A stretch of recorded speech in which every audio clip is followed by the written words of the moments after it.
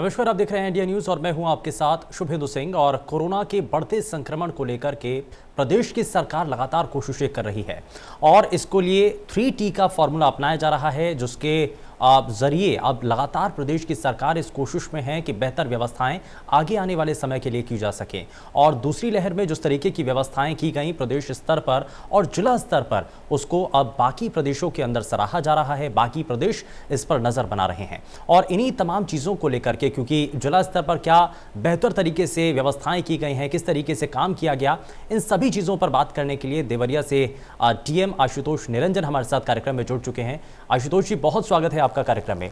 जरा सबसे पहले हम बात कर रहे हैं कोरोना के बढ़ते संक्रमण को लेकर के। देवरिया के अंदर जो स्थिति बनी, उससे कैसे निपटा गया, क्या चुनौतियां थी और कैसे उनसे पार पाया गया? नमस्कार शुभेंदु जी। जनपद देवरिया में ये कोरोना की दूसरी लहर का जो रोकथाम है और उससे जो लड़ाई लड़ी गई है, वो बहुत प्रभावी तरीके से लड़ी गई है। जब ये अप्रैल में ये पीक आना शुरू हुआ तो हमारे जो डॉक्टर्स की टीम थी और विभिन्न विभागों के जो कोऑर्डिनेशन था, वो बहुत अच्छा रखा गया। संसाधनों को समय पे व्यवस्थित करने पे अच्छी कार्रवाई हुई। ऑक्सीजन को लेकर के तमाम तरह की शिकायतों का हम लोग लगातार संज्ञान लेते थे। गोरखपुर जिला प्रशासन के साथ समन्वय बैठा करके कोशिश की गई कि किसी तरह से ऑक्सीजन की कमी ना हो। बेड्स की जो समस्या कई जनपदों में आई, लेकिन देवरिया में हमेशा जो बेड रहे वो खाली रहे, उसमें हमेशा हमारे पास एडिशनल बेड्स थे। प्राइवेट सेक्टर के लोगों ने भी इसमें बहुत बढ़ चढ़ के अपना योगदान दिया था। प्राइवेट के 4 अस्पताल थे जो उनको कोविड के लिए ऑथराइज किया गया था, उन्होंने भी अच्छा इलाज किया। संसाधनों के अलावा हमारे जो लोग थे, उनकी कैपेसिटी बिल्डिंग पे पैरेलली बहुत ज़्यादा काम किया गया। जो हमारा सपोर्ट स्टाफ होता है हेल्थ डिपार्टमेंट का, उनकी कैपेसिटी बिल्डिंग पे लगातार ट्रेनिंग सेशंस लगाए गए। शासन स्तर से भी लगातार हम लोग समन्वय बैठा करके जो भी संसाधनों की कमी होती थी उसको समय से पूरा करने का प्रयास करते थे। जन जागरूकता को लेकर के बड़ा अभियान चला। इसमें सामान्य प्रशासन, पुलिस प्रशासन और अन्य विभागों ने बड़ा अच्छा उल्लेखनीय योगदान दिया।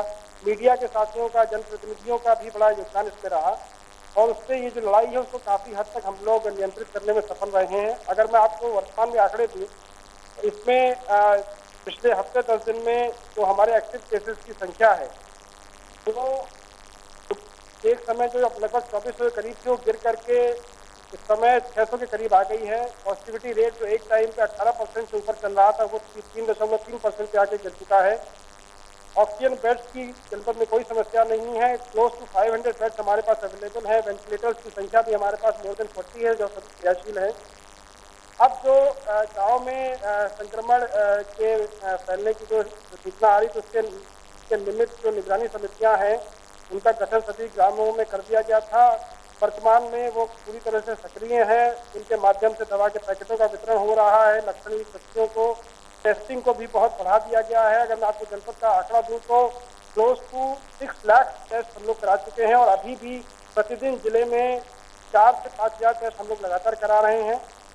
सर्विलांस से हमारा बहुत जोर है। जिन भी एरियाज में कोई पॉजिटिव पेशेंट निकलता है तो डोर टू डोर हम लोग सर्वे करा करके संदिग्धों की सूची बनाते हैं। उस सूची के सापेक्ष सेम डे सैंपलिंग कराते हैं और जो लोग उसमें नए केसेस निकलते हैं उनकी भी कॉन्टैक्ट ट्रेसिंग करा करके उसमें यही प्रक्रिया रिपीट कर देते हैं। सैनिटाइजेशन पे, साफ सफाई पे भी काफ़ी जोर है। तो ये द्वितीय जो लहर है उसमें कुछ प्रभावी काम देवरिया में हुआ है। अब जो हम लोग तृतीय लहर की भी तैयारी शुरू कर चुके हैं, इसमें भी हमारी स्ट्रेटेजी वही है कि तृतीय लहर के लिए जो हमारे संसाधन उसका सुदृढ़ीकरण किया जाए, उनकी क्रियाशीलता रखी जाए। साथ में तृतीय लहर में जैसा कि संभावना व्यक्त की जा रही है कि जो हमारे बच्चे होंगे, नौनिहाल होंगे, उनको हो सकता है कि एडवर्स इम्पैक्ट की लहर करे, तो उसके लिए पीडियाट्रिक ICU वार्ड बनाने की दिशा में काम चल रहा है। ऑक्सीजन पाइपलाइन सभी अस्पतालों में हम लोग चलवा रहे हैं। साथ में जो हमारे प्राइवेट डॉक्टर्स हैं, IMA के रिप्रेजेंटेटिव हैं, उनके साथ मिल करके जितने भी हमारे चाइल्ड स्पेशलिस्ट हैं उनका पूरा डेटाबेस तैयार कर लिया गया है। CRD मेडिकल कॉलेज और एम्स गोरखपुर के समन्वय से हम लोगों ने अपने जो हमारे PMS संपर्क के डॉक्टर्स हैं उनकी भी हम लोगों ने ट्रेनिंग सेशन करा दिए हैं। इन सब चीज़ों में हम लोग पूरा कोशिश कर रहे हैं कि अगर इस तरह की कोई लहर आती है तो उसको प्रभावी तरीके से इससे लड़ने के लिए, रोकने के लिए हमारे पास पहले से संसाधन उपलब्ध रहें। वैक्सीनेशन भी एक कारगर हथियार है, खासतौर पे 18+ से लेकर के ऊपर के एज तक। इसमें जनपद देवरिया में 1 जून से हम लोगों का शुरू हो रहा है 18 से 44 साल का एज ब्रैकेट का जो वैक्सीनेशन है, और बाकी 45+ का जो वैक्सीनेशन है उसमें फर्स्ट और सेकंड डोज मिला करके लगभग 1,85,000 हम लोग वैक्सीनेशन करा चुके हैं और उसके बड़े अच्छे परिणाम आ रहे हैं कि सामान्य तौर पर देखा गया है कि अगर वैक्सीनेशन हुआ है तो व्यक्ति अगर पॉजिटिव भी हुआ है तो भी उसमें मॉर्टेलिटी की संभावना कम रही है। ठीक है, यानी कि वैक्सीनेशन के जरिए और तीसरी लहर से निपटने के लिए पहले से ही तैयारियां की जा रही हैं। लेकिन सर हमने देखा कि पहली लहर के अंदर 65 साल से ज़्यादा उम्र यानी कि बुजुर्ग लोगों को ज़्यादा इस संक्रमण ने प्रभावित किया। दूसरी लहर में युवाओं को इससे बहुत हद तक प्रभावित होते हुए नजर आए हैं। लेकिन शुरुआत में हमने देखा कि शहरी इलाके इससे सबसे ज़्यादा प्रभावित थे, लेकिन अब तो जो खतरा है वो ग्रामीण अंचल में आने लगा है। और प्रधानमंत्री नरेंद्र मोदी ने भी इसका जिक्र किया कि अगर ग्रामीण अंचल में, ग्रामीण इलाकों में अगर ये संक्रमण बढ़ता है तो हमारे सिस्टम के लिए बड़ा मुश्किल हो जाएगा ग्रामीण स्तर पर उन व्यवस्थाओं को बनाना। तो ग्रामीण परिवेश के लोगों के लिए क्या कोशिशें हैं, उनके लिए क्या तैयारियां हैं? क्योंकि वहां पर अक्सर देखा जाता है कि स्वास्थ्य संबंधी जो सेवाएं हैं या फिर जो हॉस्पिटल हैं या क्लिनिक हैं वो बहुत हद तक ग्रामीण इलाकों में दूरी पर होते हैं। तो ऐसे में व्यवस्थाएं वहां पर कैसे बनाई जाएंगी? देखिए, ग्रामीण क्षेत्रों में जो संक्रमण अभी वर्तमान में है और भविष्य में जिसकी संभावना व्यक्त की जा रही है उसके लिए सबसे जो कारगर हथियार है वो जन जागरूकता ही है। अभी भी ग्रामीण क्षेत्रों में कई बार ऐसी स्थिति उत्पन्न होती है कि लोग कोरोना के लक्षणों को सामान्य बीमारी का लक्षण मान लेते हैं, मौसमी बुखार मान लेते हैं और स्वयं आगे आकर के अपना जो है वो टेस्ट नहीं कराते हैं या डॉक्टर की परामर्श नहीं देते हैं। तो लगातार हमारी जो टीमें हैं, निगरानी समितियां हैं, रेवेन्यू डिपार्टमेंट के लोग हैं, वो सब लोगों को जागरूक कर रहे हैं कि लोग कोई लक्षण कोरोना का होने पर तत्काल तो हमारी फीवर ओपीडी चल रही है, प्रत्येक स्वास्थ्य केंद्र पे वहाँ पे आके अपना डॉक्टरी परीक्षण करा लें। उसके बाद उसमें अगर आवश्यकता होती है तो उसमें कोरोना की टेस्टिंग करा लें और वस्तु स्थिति को ज्ञात कर लें। दूसरी बात है, ग्रामीण क्षेत्रों में बात सच है कि जो हमारा हेल्थ डिपार्टमेंट का इंफ्रास्ट्रक्चर है वो इतना रोबस्ट नहीं है, लेकिन गवर्नमेंट के स्ट्रिक्ट इंस्ट्रक्शन है कि हम इस पूरी अवधि में इसको भी सुदृढ़ करें, उसके लिए लगातार प्रयास हो रहे हैं। आपदा निधियों से हम लोग परचेजिंग कर रहे हैं जिसमें ग्रामीण क्षेत्रों में एडिशनल बेड्स की फैसिलिटी क्रिएट किया जा रही है। जैसा मैंने आपको बताया है कि ऑक्सीजन पाइपलाइन डलवा करके और ऑक्सीजन प्लांट इंस्टॉल करा करके हम कोशिश कर रहे हैं कि ऑक्सीजन इक्विप्ड बेड्स की हमारी संख्या बढ़ जाए। दवाओं की कोई कमी नहीं है, ना भविष्य में कमी को आने दिया जाएगा।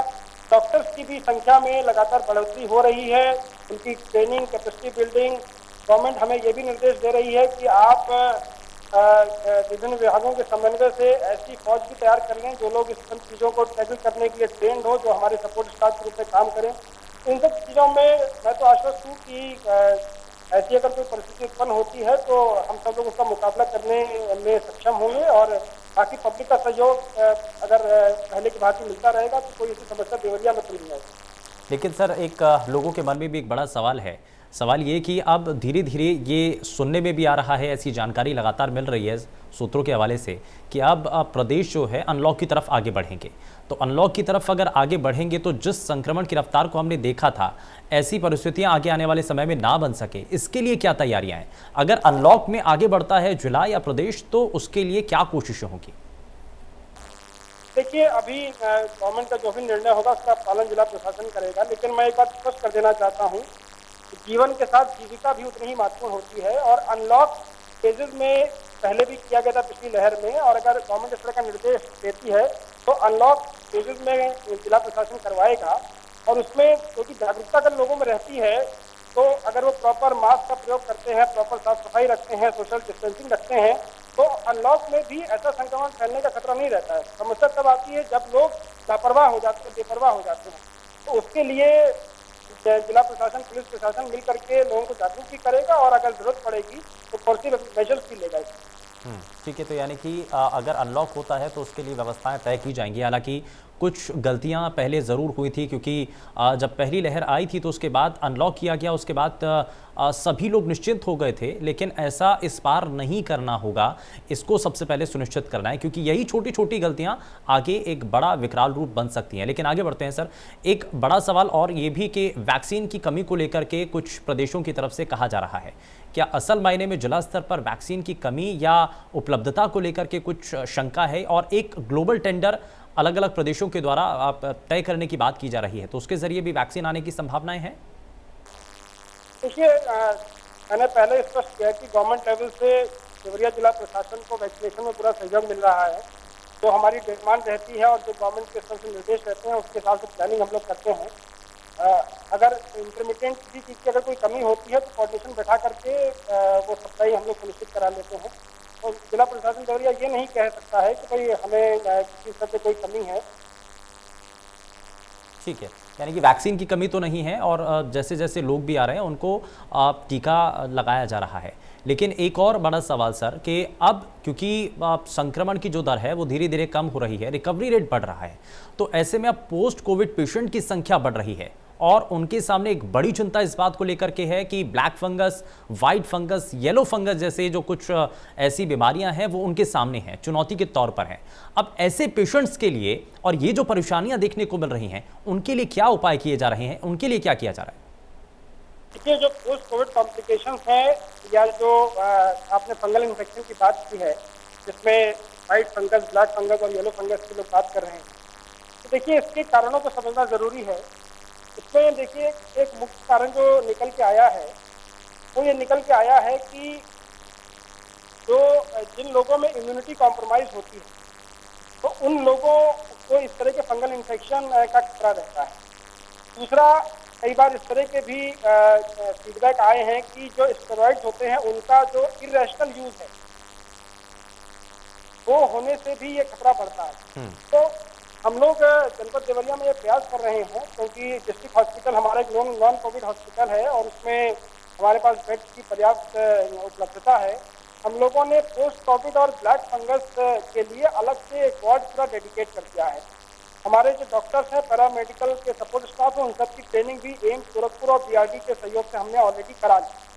और बाकी जो हमारे आईएमए के सहयोगी हैं और बाकी जो गवर्नमेंट डॉक्टर्स हैं उन सबको लगातार इस बात के लिए सेंसिटाइज किया जा रहा है कि जो कोविड का आप इलाज करेंगे उसमें ये भी देखेंगे कि पोस्ट कोविड कॉम्प्लिकेशन ना उत्पन्न हो। रही बात इसमें जो भी मेडिसिन या इंजेक्शन की है तो उसके लिए गवर्नमेंट की तरफ से पूरा सपोर्ट है, हमारे पास फैसिलिटी उपलब्ध। ठीक है, एक और चुनौती भी है देवरिया के अंदर, खास करके कुछ ऐसे लोग, क्योंकि लॉकडाउन के समय में शराब माफियाओं का आतंक भी बढ़ता नजर आया और इसको लेकर के प्रशासन पूरी तरीके से सतर्क भी नजर आया। हमने तस्वीरें भी अपने सभी दर्शकों तक पहुंचाई हैं कि प्रशासन के द्वारा एक्शन ऐसे लोगों पर किया गया। तो अभी फिलहाल ये एक बड़ी चुनौती, क्योंकि दूसरे स्तर पर भी आपको युद्ध इन ऐसे लोगों के खिलाफ भी लड़ना पड़ रहा है। देखिए, समाज में तमाम असामाजिक तत्व होते हैं जो तमाम तरह पे समय समय पे कानून के विरुद्ध काम करते हैं। उसके लिए कानून में बड़े कठोर प्रावधान हैं। जैसे ये विषाक्त मदिरा का जो कांड की आप बात कर रहे हैं, उस तरह के कांड को रोकने के लिए जनपद देवरिया में लगातार सक्रियता बरती जा रही है। इसमें सामान्य प्रशासन और पुलिस प्रशासन और आबकारी तीनों की ज्वाइंट टीमें लगातार भ्रमणशील हैं। लगातार इसके ऐसे लोगों को चिन्हांकित करके उन पर कार्रवाई की जा रही है जो इस तरह के अवैध शराब के धंधे में लिप्त हैं। देवरिया में अभी ही नहीं, पिछले काफी लंबे समय से बड़ी एग्जाम्पलरी कार्रवाइयाँ हुई हैं और उसका ब्यौरा मीडिया को भी किया गया है। इसमें आबकारी विभाग भी अपनी पूरी मशीनरी के माध्यम से अपना मुखबिर तंत्र को मजबूत कर रहा है। हम लोगों ने जन सहयोग से और विभाग के प्रयासों से सभी जगह सीसीटीवी कैमरे इंस्टॉल करा दिए हैं और कुछ लोग जो इसमें आदतन इस तरह के जो डिफॉल्टर हैं उन सब पे बड़ी ही कठोर कार्रवाइयाँ हम लोगों ने गैंगस्टर एक्ट में भी करी हैं। तो मुझे लगता है कि सक्रियता हमारी टीमें बरकरार रखेंगी तो इस तरह की घटना को हम देवरिया में रोकने में सक्षम हैं। ठीक है, तीसरी लहर को लेकर के शुरुआत में ही सर आपने कहा था कि तैयारियां युद्ध स्तर पर इस दौरान की जा रही हैं, लेकिन तीसरी लहर आने की संभावनाओं को लेकर जब भी चर्चा होती है तो बात ये होने लगती है कि छोटे बच्चों को लेकर के खतरा ज़्यादा नज़र आ सकता है। तो इसके लिए आपने कहा कि वार्ड्स तैयार किए जा रहे हैं, लेकिन एक बड़ी परेशानी इस बात को लेकर के है कि स्वास्थ्य कर्मी या फिर जो टेक्नीशियन हैं या टेक्निकल टीम हैं उनकी उपलब्धता कितनी है, उनकी संख्या कितनी है और उनको कैसे रिक्रूट किया जाएगा, वो भी इतने कम समय में। ये चुनौती है बड़ी। देखिए, महामारी जब आती है तो सभी तरह के संसाधन जुटाए जाते हैं। मैंने पहले ही उस विभेद को खत्म कर दिया है जो गवर्नमेंट और प्राइवेट का है। आईएमए का जो पूरा हमारा तंत्र है, प्राइवेट लोग इन्वॉल्व हैं, उन सबके साथ हमें पूरा सहयोग मिल रहा है। हमारी लगातार उनके साथ गूगल मीट हो रही है और हम जो संसाधन हैं वो एक मान के चल रहे हैं। दूसरा, संसाधनों के साथ साथ ये भी जरूरी होता है कि समय पे उनकी कैपेसिटी बिल्डिंग हो जाए, क्योंकि आदमी को ट्रेन होना, प्रॉपर नो हाउ होना और उसका समय समय पर अपडेशन होना भी जरूरी है। उस दिशा में भी काम हो रहा है। देखिए, इसमें मैं एक चीज और बता रहा हूँ, और एक हम लोग देवरिया में एक स्ट्रेटेजी हम लोग और अपना रहे हैं, क्योंकि अभी बच्चों की जो वैक्सीन है उसका अभी हम लोगों को क्लैरिटी उस पर नहीं है। तो हम लोगों ने अपने यहाँ पे जो हमारा बाल विकास पुष्टाहार विभाग है, जो मेल न्यूट्रिशन बच्चों के लिए कार्रवाई करता है, उस विभाग को रोपिन करके हम लोगों ने एक डेटा कंपाइल करा लिया है। उस डेटा में हम लोगों ने ऐसे बच्चों को चिन्हांकित कराया है जो हमारे यहाँ कुपोषित बच्चों की श्रेणी में आते हैं। कुपोषित बच्चों को हम लोग ये मानते हैं कि ये बच्चे इम्यूनिटी कॉम्प्रोमाइज बच्चे हों, तो ऐसे बच्चों को संक्रमण अगर हो जाएगा तो उनके लिए खतरनाक हो सकता है। तो ऐसे सभी बच्चों को हम लोग दो स्ट्रेटजी पे काम कर रहे हैं। एक तो उन बच्चों की इम्यूनिटी बढ़ाने के लिए उनको एडिशनल सप्लीमेंट्री न्यूट्रिशन देने का हम प्रयास कर रहे हैं। दूसरा, हम लोग ये कह रहे हैं कि इनके जो संक्रमण के कैरियर्स हो सकते हैं वो सामान्य तौर पे इनके पेरेंट्स हो सकते हैं, जिनके साथ इनका इंटरेक्शन होगा, और उनके पेरेंट्स हर हाल में 18 साल से ऊपर के होंगे। तो उन पेरेंट्स की भी हम अलग से सूची बना करके हम उनको प्राथमिकता पे वैक्सीनेट करा दे रहे हैं, जिससे कि इन बच्चों तक संक्रमण पहुंचने का जो खतरा है वो कुछ हद तक कम हो जाएगा। ये एक हमारी स्पेशल स्ट्रेटेजी हम लोग देवरिया में अप्लाई कर रहे हैं, और मुझे लगता है कि ये सफल है। ठीक है, और जिला स्तर पर कुछ इन रणनीतियों के साथ कोरोना के खिलाफ इस लड़ाई को लड़ा जा रहा है। खैर, बहुत शुक्रिया आशुतोष जी, आपने अपना समय दिया इंडिया न्यूज़ को, और बहुत सारे महत्वपूर्ण मसलों को लेकर के आपने अपनी बात रखी है। यार, रुक रहे हैं एक छोटे से ब्रेक के लिए।